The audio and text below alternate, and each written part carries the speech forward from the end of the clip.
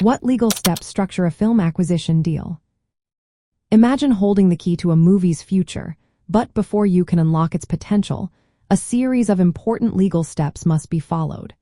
When a distributor wants to acquire a film, they cannot just sign a simple paper and start distributing.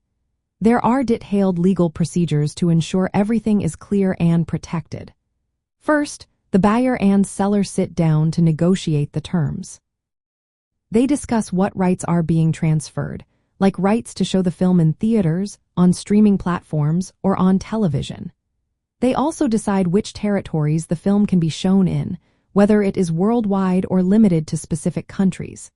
The agreement will specify how long the distributor can hold these rights, often called the term, which can range from a few years to several decades. They also talk about how much money the distributor will pay upfront, called minimum guarantees, and how revenue will be split once the film earns money. Marketing commitments and delivery details, like the format of the film and legal paperwork needed, are also part of this negotiation.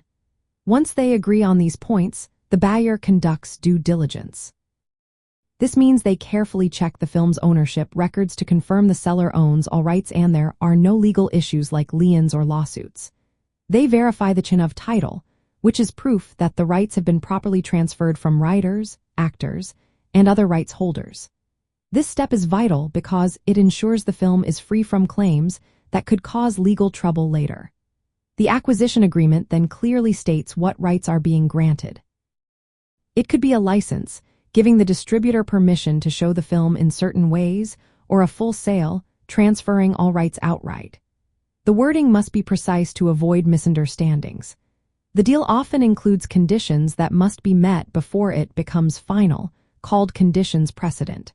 For example, the buyer might need to approve the final film or receive all necessary legal clearances.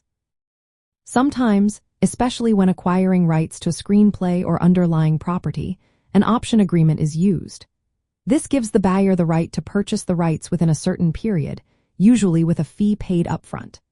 If financing is involved, the deal might requiring a completion bond, which is insurance that the film will be finished as planned.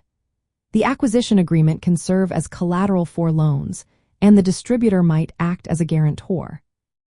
Once all terms are agreed upon and conditions satisfied, both parties sign the contract.